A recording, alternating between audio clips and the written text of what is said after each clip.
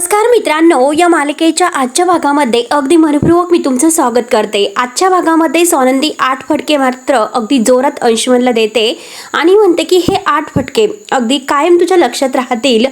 दुखल्यानंतर तुला प्रत्येक क्षणाची ते आठवण करून देतील। पोहोचली असेल तुझी आता वेदना मनापर्यंत म्हणून सोनंदी खूप इतकी भडकलेली असते। आता डोळ्यात पाणी सुद्धा येत आहे आणि एक अहंकाराची भावना सुद्धा। म्हणून सोनंदी आता इतके फटके त्या अंशुमनला देते। रोहिणी आणि आता आजी ह्या दोघी एकमेकींच्या हातामध्ये हात देऊन उभ्या असतात।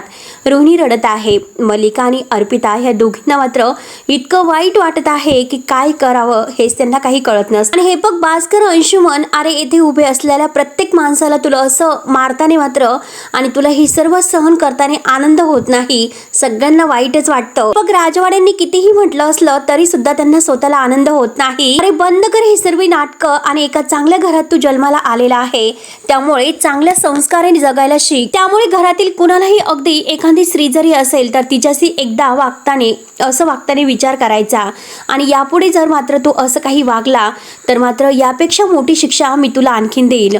सोनंदी खूप भडकून एका दुर्गा अवतार घेऊन ती अंशुमनला हे सर्व बोलत आहे। मलिका म्हणते की भास्कर, यापुढे मात्र तू आता काही चूक नाही करणार। आणि मलिका अंशुमनला उठून उभं करते तर समर म्हणतो की अंशुमन, ही तुझी शेवटची शिक्षा असेल, ची संधी तुला असेल आणि आता जर यापुढे तुझं वागणं बदललं नाही तर मात्र आता काही एक ऐकून घेतलं जाणार नाही। त्यावरती आता मलिका म्हणते की मी बघते त्याला, बरोबर मी त्याला अद्दल घडवते आणि अंशुमनला घेऊन ती आतमध्ये जाते। अर्पिता सुद्धा आता अंशुमनला धरून आतमध्ये त्या घेऊन गेलेल्या आहेत। सोनंदी मात्र अंशुमनकडे रागाने बघत आहे आणि समर तिच्याकडे। आता मात्र अंशुमनच्या ज्या पाठीवर वळ उमटलेले आहे, रूम मध्ये आल्यानंतर अर्पिता त्यावर आता मलम लावत असते। आता मात्र अंशुमन जोरात अगदी ओरडत असतो कारण त्याला खूप त्रास होत आहे। आता लगेच ही मलिका म्हणते की बघ, अरे किती असे वळ उठलेले आहेत बघ ना। तर अंशुमन विचारतो की म्हणजे आता सर्जरी करावी लागेल का?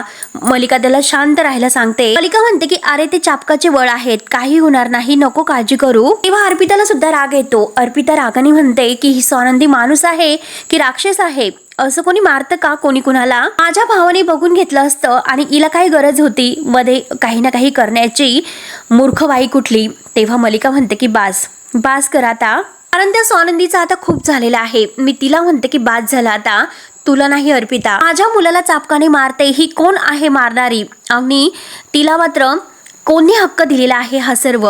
ती कोणीही लागत नाही। आता अंशुमनला खूप त्रास होत आहे आणि तो अगदी जोरजोरात कणत आहे। आता मलिका म्हणते की अरे बाळा हे बघ हळूच। अंशुमन म्हणतो की अगं काही कळतं का तुला?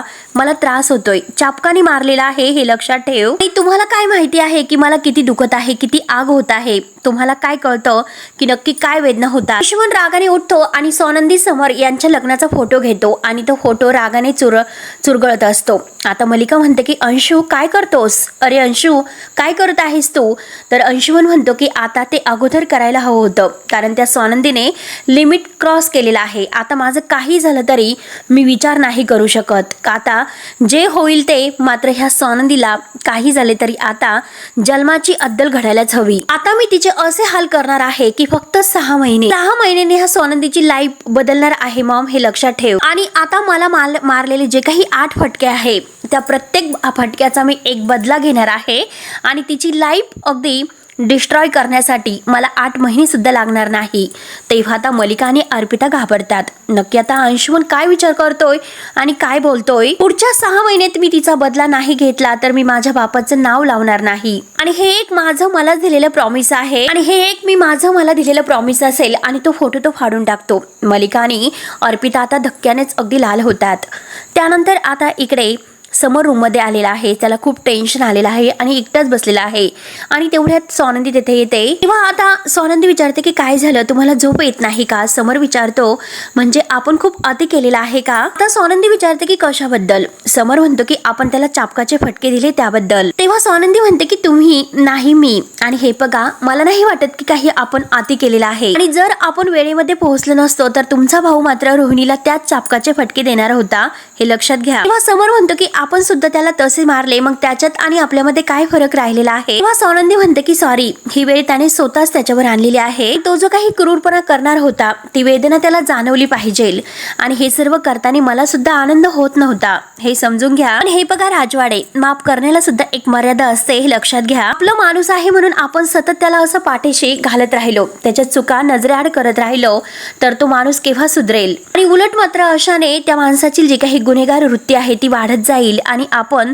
त्या माणसाचं नुकसान करत राहू. आणि आज जो काही त्रास त्याला झालेला आहे त्या त्रासाने मात्र तो नीट तर वागू शकतो. तेव्हा समर म्हणतो की खरंच मला त्याची आता काळजी वाटायला लागलेली आहे, कारण हा मुलगा इतका कसा बदलू शकतो आणि हे आजपर्यंत माझ्या लक्षात कसं आलं नसेल. आणि एक मोठा भाऊ म्हणून खरंच माझी खूप मोठी चूक आहे, माझे संस्कारच कसे कमी पडले. त्यावरच आता स्वानंदी म्हणते की राजवाडे, यात तुमची काही चूक आहे, तुमचे कुठे संस्कार कमी पडले असं का म्हणतात तुम्ही? प्रत्येकाचा स्वभाव असतो, प्रत्येकाची संगत असते. आणि हे बघा अंशुमन काही न कळणं इतका लहान नाही, जी काही विवेक बुद्धी आहे ती कामच नाही करू शकत, आणि तुम्ही प्रत्येक वेळेस त्याच्यासाठी उभं नाही राहू शकत. मला सुद्धा स्वतःसाठी काहीतरी करावं लागेल, एक चांगला माणूस म्हणून स्वतःला घडवावं लागेल. प्लीज तुम्ही असं प्रत्येक वेळेस स्वतःला दोष देत नका जाऊ. हे बघा तुम्ही शांतपणे झोपास त्रास करून घेऊ नका. तेव्हा आता स्वानंदी आपल्या बेडवर जाते आणि समरला मात्र आता आनंद आणि निकिता या दोघांची आठवण होते, जे प्रॉमिस मात्र त्याने त्यांना केलेलं आहे की तुम्ही मला माझ्या आयुष्यामध्ये हवे आहात, मला सोडून कुठेही जाऊ नका, तुम्ही खूप माझ्यासाठी महत्त्वाचे आहात. हे सगळं काही क्षण आता समरला आठवतात. जेव्हा हार चोरल्याचे क्षण म्हणजे ते आरोप आपण आनंदवर केलेत, आणि त्यावेळेस मात्र समर त्याला म्हटलेलं असतो की आता तुझं मला तोंड सुद्धा दाखवू नकोस. आता आनंद त्याला म्हटलेला आहे की 20 वर्षाच्या मैत्रीचा तू हा हिशोब केलास का? आणि आजीला सुद्धा होळीच्या सणाच्या वेळेस आनंदची आठवण येत आहे. हे सर्व काही आता समरला आठवते आणि तो आपल्या कपाटातील जो काही अल्बम आहे तर त्यातील आनंद, निकिता आणि समर यांचा तिघांचा एकत्रित फोटो आहे, तर तो फोटो बघतो आणि त्याला खूप आता घडलेल्या आठवणी आठवतात. स्वानंदी हे पाहते. स्वानंदी मात्र आता समरने ठेवलेला तो अल्बम आहे तर तो उचकते, त्यामध्ये त्या तिघांचा फोटो बघून ती खुश होते आणि म्हणते की खरंच तुमच्या तिघांची मैत्री खरंच किती छान आहे बरं, आणि तुम्हाला खरंच त्यांची आठवण येते ना? समर नाही म्हणतो. आता स्वानंदी विचारते की मग फोटोचा अल्बम का बघत होतात? समर म्हणतो की तो खाली पडला होता म्हणून उचलला होता. तेव्हा स्वानंदी म्हणते की मी तुम्हाला खात्रीने सांगते की आनंददादांना तिकडे गुचक्या लागत असतील. समर म्हणतो की पण मी आठवण नाही काढत. स्वानंदी म्हणते की मी कुठे काय म्हटले? समर म्हणतो की ठीक आहे, मग आता मला यावर काही बोलायचं नाही. समर मात्र बाजूला जातो आणि तेवढ्यात निकिताचा कॉल आहे तर तो मात्र स्वानंदीच्या मोबाईलवर येतो. तेव्हा आता निकिता म्हणते की अगं स्वानंदी, तू बिजी तर नाही ना आता यावेळेस? तेव्हा आता स्वानंदी म्हणते की नाही, बोला ना निकिता ताई. तर निकिता म्हणते की हे बघ स्वानंदी, आता खरंच मला आनंदची काळजी वाटते, कारण समोरशिवाय त्याचं जगणं हे मुश्किल होऊन बसलेलं आहे. त्यात म्हणजे आता तो घरी आहे त्यामुळे तो खूप विचार करतोय, आणि या सगळ्यामुळे तो जर डिप्रेशन मध्ये गेला तर काय करायचं आहे बरं? तेव्हा लगेच आता स्वानंदी विचारते की ते काही बोललेत का असे? आता मात्र निकिता म्हणते की नाही ग, तोच तर प्रॉब्लेम आहे, कारण तो हल्ली काही बोलत नसतो, फक्त गप्प बसलेला असतो, पण कळतं ना ग त्याच्या मनातील. आणि हे बघ होळीची पूजा आहे तर तेथे सुद्धा त्याचं लक्ष नव्हतं, त्याच्या आवडीची पुरणपोळी सुद्धा त्याने नाही खाल्ली ग, काहीतरी आपल्याला करावे लागेल. त्यावरती आता स्वानंदी म्हणते की येथे राजवाड्यांची सुद्धा तीच अवस्था आहे. राजवाडे मात्र आता येथे तुमचे जुने फोटो बघत बसले होते, ते सुद्धा खरंच तुम्हाला खूप मिस करतात, फक्त ते मान्य करत नाही कारण त्यांचा तसा स्वभाव नाही. आणि हे बघ मला कळतं आणि ते जाणवतं. त्यावरती निकिता विचारते की अगं पण कोणते फोटो बघत होता? स्वानंदी म्हणते की माहिती नाही, म्हणजे ते फोटो खूप जुने वाटतात, बहुतेक ते तुमच्या प्रपोजलचे असावे. आता निकिता म्हणते की काय बापरे? निकिता म्हणते की अगं खरंच दोघंही किती सेम विचार करतात, खरंच किती जिवलग मित्र आहेत, फक्त हे दुष्टचक्र आहे तर ते लवकरात लवकर संपावं, बाकी काही नाही. माझा तुझ्यावर पूर्ण विश्वास आहे. तर स्वानंदी म्हणते की ठीक आहे, तुम्ही काळजी घ्या तोपर्यंत. आनंद भाऊजींची सुद्धा. आणि दोघे एकमेकींना गुड नाईट करून फोन ठेवतात. नंतर आता सकाळ होते. समर आजीला गुड मॉर्निंग करतो. आजी म्हणते की बरं गुड मॉर्निंग. आणि हे पण ना पिंट्या, अरे रंगपंचमी जवळ आलेली आहे, काहीतरी तयारी करावी लागेल. दरवर्षी तो आणि आनंद मिळून आता कार्यक्रम ऑर्गनाईज करतात, मग यावर्षी आनंद नाही तर कार्यक्रमाची तयारी करावी असं मला असं वाटतं. आणि तेवढ्यात तेथे स्वानंदी येते. स्वानंदी म्हणते की कसले कार्यक्रम? आता आजी म्हणते की बरं ठीक आहे सांगते, आणि आपण आपला जो काही रंगपंचमीचा हा सण आहे तर थाटामाटाने साजरा करतो, आणि आपण एकत्र असे सण साजरे करतो ना, त्यामुळे आता हे एका पिढीकडून दुसऱ्या पिढीकडे आता हे ज्ञान जात असतात, संस्कार.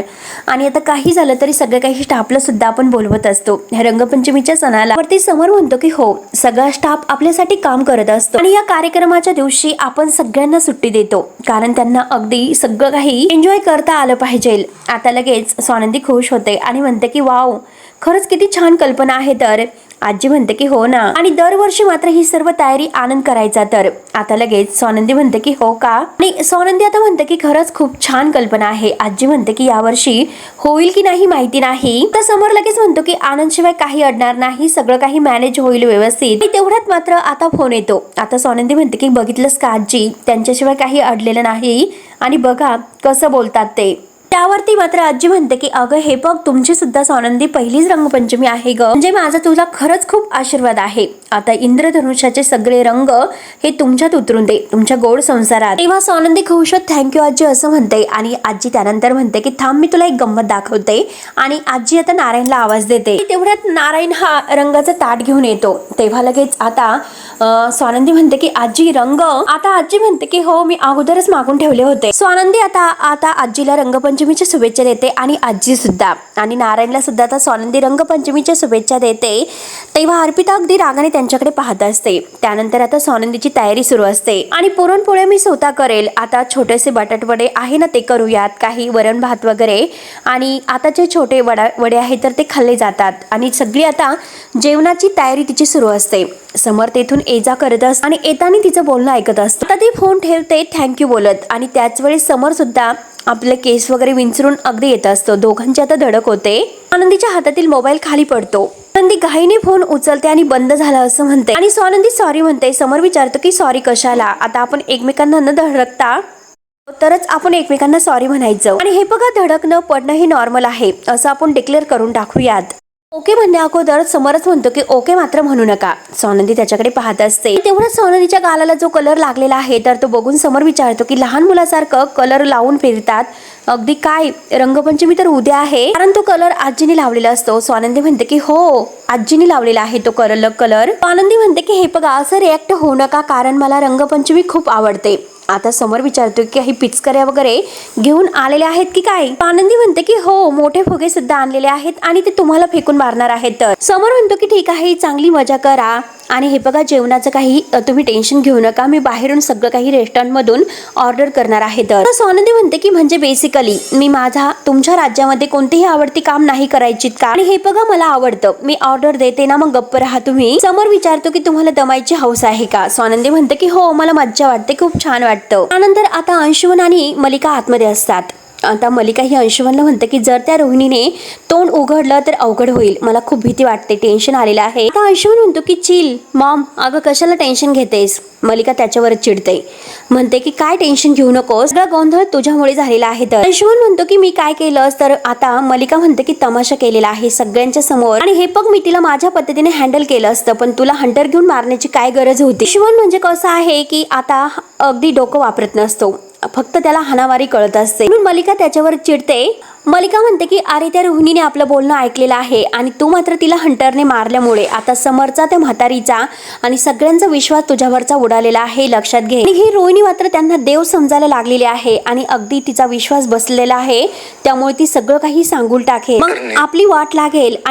अंशुमन म्हणतो की अगं मॉम, तिने काही एक ऐकलेलं नाही. आणि हे बघ, आपण कुठे काय केलं, आपण मात्र निलिमाबद्दल बोललो आणि जे काही केलेलं आहे तर ते निलिमा मावशीने केलेलं आहे. जे काही होईल ते निलिमा बघून घेईल, आपल्याला काय घाबरण्याचं कारण आहे. तेवढ्यात आप्पी तिथे चिडचिड करत येते की सारखी स्वानंदी. मलिका विचारते की आता तुला काय झालं. अर्पिता म्हणते की आता ही रंगपंचमी आहे ना, त्याचा इव्हेंट आपल्या घरी होणार आहे आणि त्या स्वानंदी मॅडम आहेत ना पुढे करण्यासाठी. आता मलिका म्हणते की म्हातारीला काय करायचं आहे त्यांच्यासाठी करून दे, परंतु ही रंगपंचमी मात्र स्वानंदीच्या आयुष्यामध्ये काळा दिवस घेऊन येणार आहे. त्यानंतर रोहिणी घाईने जात असते. आता स्वानंदी पाहते आणि तिला म्हणते की रोहिणी थांब, आणि विचारते की कुठे निघालीस. आता रोहिणी म्हणते की मी निघते मॅडम. स्वानंदी विचारते की तुला अंशुमनने अजून काही त्रास दिलेला आहे का. रोहिणी नाही असं म्हणते. तर रोहिणी म्हणते की माझे बाबा आजारी असतात, त्यांची काळजी घेण्यासाठी मला जावं लागेल, म्हणून मला नोकरी नाही करता येणार. त्यावरती स्वानंदी म्हणते की ठीक आहे, जर तुला काही मदत लागली तर तुम्हाला नक्की सांग. आता रोहिणीला अंशुमनने तिच्यासोबत जे काही तो वागलेला आहे ते सर्व क्षण आठवतात, म्हणून ती नोकरी सोडत आहे. तेव्हा आता स्वानंदी तिला म्हणते की हे बघ, तू बाबांना बरं वाटल्यानंतर परत येशील ना. तेव्हा आता रोहिणी काही बोलत नसते आणि प्रयत्न करेल असं म्हणते. ते आता असे बोलून ती अगदी घाबरतच येथून निघून जाते. स्वानंदीला काहीतरी डाऊट येतो. तर मित्रांनो, हा भाग येथे संपतो. पुढे नक्की काय होणार आहे हे बघण्यासाठी आपल्या चॅनलला नक्की सबस्क्राईब करत राहा. धन्यवाद.